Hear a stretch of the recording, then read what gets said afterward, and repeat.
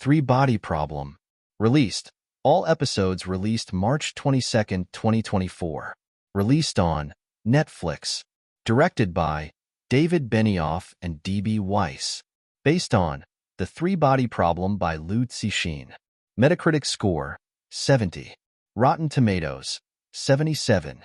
IMDb, 7.8. Welcome back to Real Reviews. I am your host, Lee. Today we are talking about Three-Body Problem, a Netflix original show. Let's start off with a few things worth talking about. After the last 2 seasons of Game of Thrones, I am shocked anyone trusts Benioff and Weiss with directing something. This show is listed as TVMA, and in the first 10 minutes we see a man get beaten to death in front of a crowd. Lastly, a decent enough part of the show is in Chinese, so you will need to pay attention for about the first 4 episodes or so. What is the three-body problem? Well, it is a physics and mechanics problem. Okay, but the show is a sci-fi show about an alien invasion, but 400 years in the future.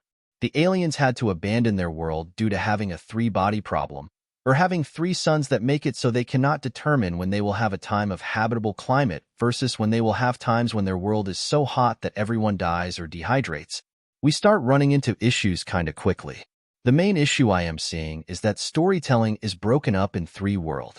The first being the current timeline, the second being 1960s China, and the third being a VR game that only a few characters actually interact with. These ultimately break down into the storyline from China explaining why what is happening, the VR storyline explaining the cause from the aliens' perspective, and the current real-world timeline trying to catch up with characters that are largely oblivious and are just trying to put together the pieces.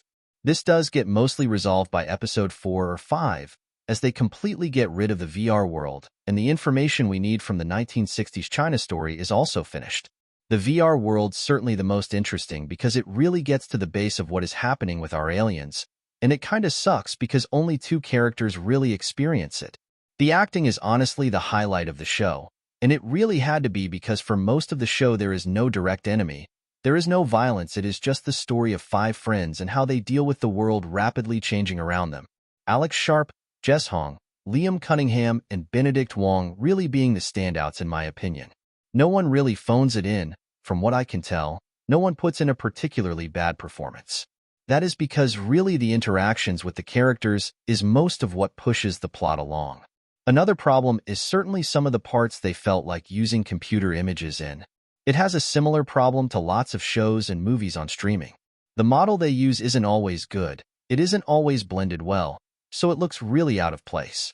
The gore, which there is a decent amount of, is honestly done fairly well.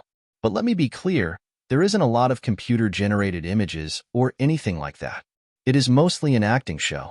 The story is a mixed bag, and depending on the person, it will easily range from fine to bad. One of the key problems is that one character who is dying has always been in love with his friend, and everyone but her knows it, and no one has ever told her. The interactions between people around this is really frustrating, and even on his deathbed he won't directly say anything, which leaves her figuring it out after and realizing she loves him. No one is happy with where they are by the end of the show. 2 of our friends are dead, and we have to wait to see how the remaining people will handle dealing with an alien invasion that will occur generations after their lifespan. But this is just season 1 out of potentially 3. Ultimately, this is a show with good acting and mediocre and occasionally frustrating story. Nothing in it is really bad, but plenty of things are good. I'd say it is around a 6.5 out of 10. If you like sci-fi that isn't blasters and spaceships, this will be something you might be able to enjoy. Like always, if you made it this far, thank you for watching. If you like it, make sure to like and subscribe. I upload at least 2 videos per week most weeks. A lot of real reviews coming in the near future. Tomorrow is Godzilla x Kong. Until next time.